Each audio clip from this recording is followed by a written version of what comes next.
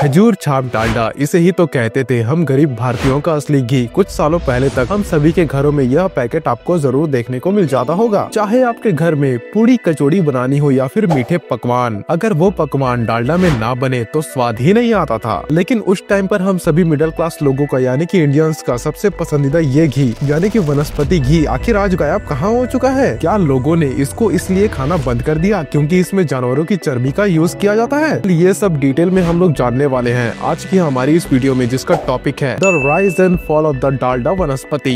अब अगर आप लोग दिल्ली की चांदनी चौक में पराठे वाली गली की बात करें या फिर किसी मशहूर हलवाई की गर्मा गर्म मिठाइयों की, आज से कुछ सालों पहले तक ज्यादातर चीजों को डालडा वनस्पति से बनाया जाता था। लेकिन इस ब्रांड की शुरुआत हुई थी आज से 94 साल पहले, जब 1930 में नीदरलैंड की एक कंपनी दादा भारत देश के अंदर सस्ते घी के एक अल्टरनेटिव के रूप में वनस्पति घी यानी कि डालडा बेचा करती थी। क्योंकि ब्रिटिश राज में इंडियंस की जेबें इतनी हल्की हो गई थी, देसी घी मिडिल क्लास और लोअर मिडिल क्लास घरों से पूरी तरीके से गायब हो चुका था। यह सिर्फ और सिर्फ नवाबों और शाही खानदान रसोइयों का शान हुआ करता था। क्योंकि उस टाइम पर अगर देखा जाए तो आज की तरह इतने सारे वेजिटेबल ऑयल्स के ऑप्शन नहीं हुआ करते थे। ऐसे में घी ने अमीर और गरीब के बीच में जो गैप क्रिएट कर दिया था, उसे भरने के लिए वनस्पति घी की जरूरत महसूस होने लगी। इसी तरह दादा एंड कंपनी का ये हाइड्रोजिनेटेड वनस्पति घी हमारे देश में इंपोर्ट होने लगा, जिसको दादा वनस्पति घी के नाम से बेचा जाने लगा था। अब आप लोग सोच रहे होंगे कि वनस्पति घी तो सुना है, लेकिन ये हाइड्रोजिनेटेड वनस्पति घी आखिर क्या होता है? असल में ये एक मेथड है जिसके अंदर कुकिंग ऑयल या फिर किसी भी वेजिटेबल ऑयल में हाइड्रोजन ऐड कर दिया जाता है ताकि वो पूरी तरीके से सॉलिड फॉर्म में कन्वर्ट हो जाए। और एक टाइम पर हम सभी का पसंदीदा डालडा इसी प्रकार से बनाया जाता था। अब यहाँ पर इधर एक British manufacturing company liver brothers, जिसे आज हम यूनिलीवर के नाम से जानते हैं, उसकी नजर डालडा के वनस्पति घी पर पड़ती है। इस समय तक यह लोग ब्यूटी प्रोडक्ट की कैटेगरी में काफी ज्यादा सक्सेसफुल हो गए थे और यूरोप के अंदर फूड प्रोडक्ट बिजनेस के अंदर भी एंटर कर चुके थे। ऐसे में उन्होंने ये सोचा कि क्यों ना इंडिया के अंदर वनस्पति घी के द्वारा शुरुआत किया जाए, क्योंकि ये बहुत ही प्रॉफिटेबल मार्केट नजर आ रही थी। यही सब सोचकर लीवर ब्रदर्स ने दादा एंड कंपनी से इस वनस्पति घी को बनाने का राइट्स खरीद लिया। लेकिन यहाँ पर दादा एंड कंपनी की एक शर्त थी कि आगे भी ब्रांडिंग यानी कि प्रोडक्ट के सेम नेम यानी कि डालडा से ही होगी। हालांकि लीवर ब्रदर्स भी अपने नाम को इस ब्रांड के साथ जोड़ना चाहते थे, इसीलिए वे इस एग्रीमेंट से डिसएग्री कर जाते हैं और फिर आखिरकार बीच का समाधान यह निकाला जाता है कि डालडा नाम के बीच में लीवर ब्रदर्स का एल डाल दिया जाएगा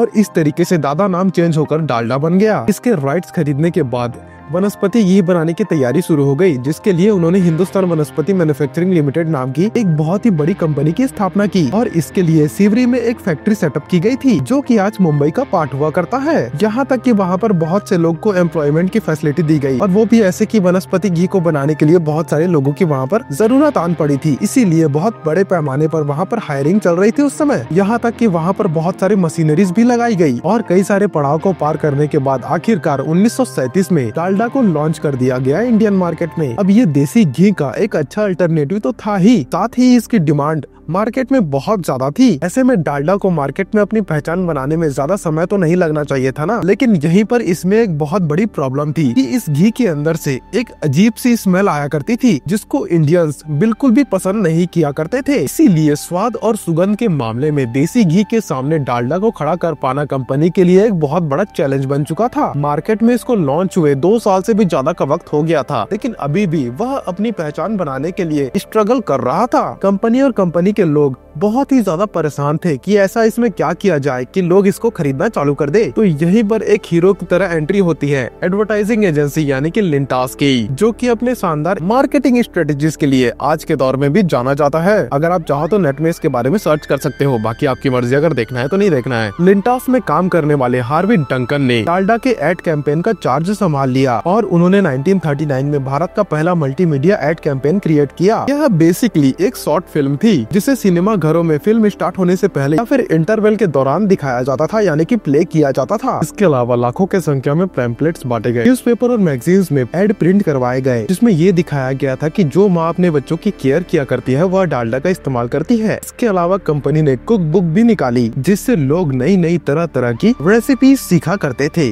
साथ ही उससे डालडा का प्रमोशन भी हो जाता था। अब प्रमोशन के ये सारे तरीके पढ़े लिखे लोगों के लिए तो बिल्कुल परफेक्ट थे, लेकिन आखिर उनका क्या, जो लोग ना तो सिनेमा आत्मा घरों में जाते थे और ना ही पढ़े लिखे थे। और इसी के लिए लिंटॉक्स ने एक बहुत ही कमाल का आइडिया निकाला, इसमें वो डालडा के टिन के जैसे दिखने वाली एक गोल वैन को सड़कों पर घुमाने लगे ताकि वह लोगों का अटेंशन ग्रैब कर सके। और यहाँ पर डालडा के मार्केटिंग टीम ने जगह जगह पर स्टॉल्स लगवाने शुरू कर दिए, जहाँ पर खड़े होकर लोग डालडा को छूकर उसके टेक्सचर को देसी घी से मैच कर पाते थे और इसके द्वारा बनाए गए फूड्स को भी टच कर पाते थे, यानी कि टेस्ट कर पाते थे। और इतना करीब से जानने के बाद से लोगों के मन में डालडा को लेकर विश्वास बनने लगा। ऊपर से 100% शुद्ध वनस्पति घी से बना जैसे टैग लाइन ने लोगों का भरोसा जीतने का काम किया। साथ ही पीले रंग के डिब्बे पर बने पाम ट्री के फोटो ने लोगों के बीच का कुछ डाउट भी क्लियर कर दिया। इसी तरह से धीरे धीरे लोग देसी घी के इस सस्ते अल्टरनेटिव का इस्तेमाल करने लगे और डालडा की मार्केटिंग एक्सपैंड होती चली गई। कंपनी ने हर एक तरीके से कस्टमर्स की नीड को फुलफिल करने के लिए एक नई नई स्ट्रेटेजी बनाई, जिसके तहत उन्होंने अलग अलग साइज में डालडा के पैकेट्स को मार्केट में उतारना शुरू कर दिया। जैसे कि कम खपत वाले घरों के लिए 1 किलो वाला छोटा प्लास्टिक या फिर टिन का पैकेट निकाल दिया। बड़ी फैमिलीज के लिए बड़े बड़े प्लास्टिक के कंटेनर्स निकाले गए और रेस्टोरेंट या फिर ढाबों के लिए चौकोर और बड़ा टिन का कंटेनर। अब यहाँ पर लीवर ब्रदर्स के पास पहले से ही स्ट्रॉन्ग डिस्ट्रीब्यूशन नेटवर्क तो था ही और इसी का यूज करके उन्होंने डालडा को देश के हर कोने कोने तक पहुँचा दिया। और कुछ इसी तरीके से डालडा वनस्पति घी ने मार्केट में जोर पकड़ लिया और यह भारतीय घरों की शुद्ध देसी घी का भरोसेमंद ऑल्टरनेटिव बन गया था।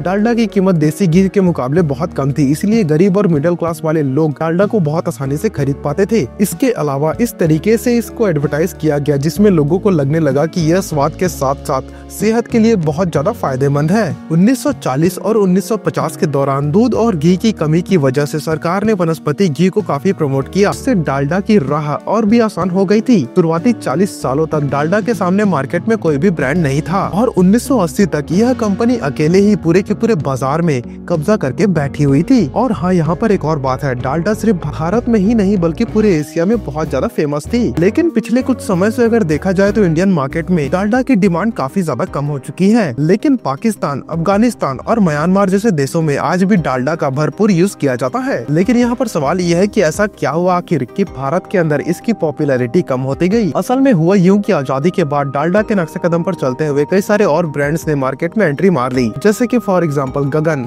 रथ, जिमनी, सुहाना, अशोका और पनघट। मार्केट में बढ़ते हुए कंपटीशन की वजह से डालडा का मार्केट शेयर कम होने लगा, क्योंकि यह एक पुरानी और पैसे वाली कंपनी थी, इसीलिए कंपटीशन से आगे निकलना इसके लिए कोई मुश्किल का काम नहीं था। सबसे बड़ा चैलेंज डालडा के लिए ये था कि अपने खिलाफ उठ रही आवाज को शांत करना, कि 1950 आते आते यानी कि उसके एंड तक डालडा एक बहुत बड़े विवाद में फंस चुका था। असल में हुआ यूं था कि इसी दौरान डालडा को बैन करने की मांग उठने लगी थी। बात इतनी बढ़ गई थी कि यह मुद्दा संसद तक पहुंच गया, क्योंकि उस समय एक बहुत बड़ा तख्ता डालडा के खिलाफ था और इसे वह विलायती घी और असली घी का नकली रूप कहा करते थे। विरोध इतना ज्यादा बढ़ गया था कि लोग शादी और ब्याह में खाना खाने से कतराने लगे थे कि कहीं ऐसा तो नहीं कि ये खाना विलायती घी से बना हो। डालडा के खिलाफ एक अजीब तरीके की हेट फैलने लगी। लोग इसे बहुत ज्यादा मिलावटी और सेहत के लिए हानिकारक मानने लगे। वनस्पति घी को लेकर लोगों के मन में बढ़ते हुए कंसर्न को देखकर उस समय के लोकसभा मेंबर ठाकुर दास भार्गवा ने एक बिल पेश किया था कि सरकार को वनस्पति घी का उत्पादन और बिक्री देश बंद कर देना चाहिए। कई सारे लोग इस बिल के समर्थन में भी थे, लेकिन फिर भी इस बिल को कभी भी पास नहीं किया गया। अब इसका पहला रीजन था कि उस टाइम पर देश में दूध की भारी कमी थी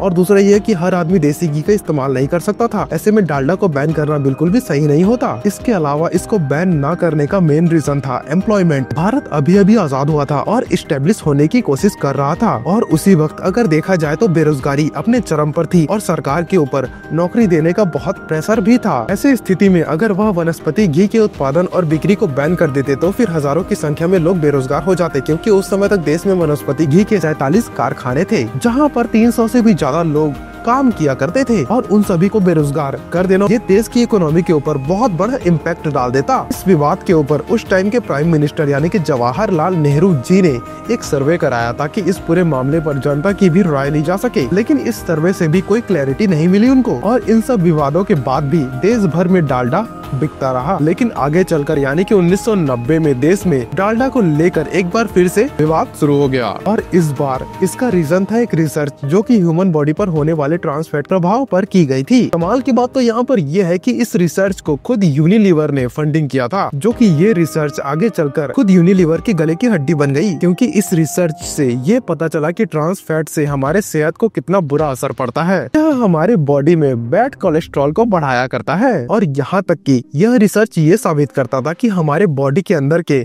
गुड कोलेस्ट्रॉल को ये खत्म कर देता है, जिसकी वजह से हमारे बॉडी के अंदर हार्ट से रिलेटेड बीमारियों का खतरा बढ़ जाता है। अब वैसे तो ये ट्रांस फैट कुछ नेचुरल फैट्स में भी पाया जाता है, पर बहुत ही कम क्वांटिटी में, लेकिन जैसा कि हमने पहले भी डिस्कस किया था कि डालडा वनस्पति को बनाने के लिए हाइड्रोजिनेशन टेक्निक का इस्तेमाल किया जाता है, इसलिए उसमें ट्रांस फैट बहुत ही ज्यादा मात्रा में पाया जाता था।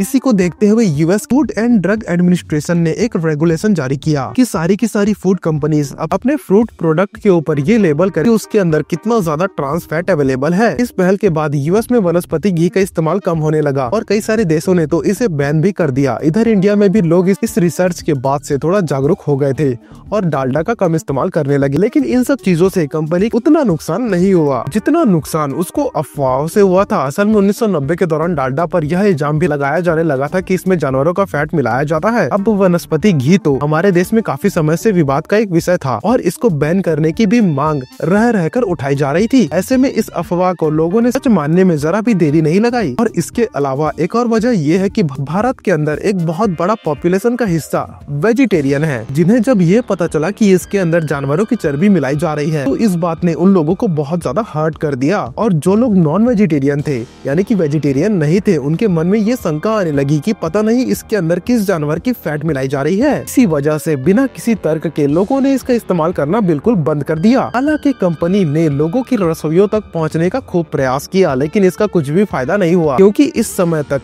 मार्केट के अंदर बहुत सारे रिफाइंड ऑयल आ चुके थे, यानी कि बहुत सारे ऑयल के ब्रांड, जो कि अगर देखा जाए तो वनस्पति घी के मुकाबले बहुत ज्यादा हेल्थी थे। ऐसे में लोगों का रुझान इन नए ऑयल्स की तरफ बढ़ने लगा और धीरे धीरे डालडा उनकी ग्रोसरी की लिस्ट से हमेशा के लिए बाहर हो गया। डालडा ने अपनी वापसी का भरपूर कोशिश किया, लेकिन ना ही वह अपने ग्राहकों का विश्वास जीत पाया, ना ही अपने गिरते मार्केट शेयर को बचा सका। और आखिरकार इन सभी चीजों से तंग आकर हिंदुस्तान यूनिलीवर ने 2003 में इसे एक अमेरिकन फूड कंपनी बंच को बेच दिया। इस तरीके से डालडा, जिसका कभी इंडियन मार्केट में मोनोपोली हुआ करती थी, अपने विवादों और नए कॉम्पिटिशंस की वजह से मार्केट में ज्यादा दिनों तक टिक नहीं पाया। और अगर आज के टाइम पर देखा जाए तो मार्केट से यह पूरी तरीके से गायब हो चुका है। बस आपको कुछ कुछ जगह ये देखने को मिल जाएंगे। और यहाँ पर दूसरी तरफ इंडिया में वनस्पति घी के बाकी सारे ब्रांड्स के लिए नए नए रिफाइंड ऑयल ब्रांड के सामने सर्वाइव कर पाना बहुत ही मुश्किल हो गया था।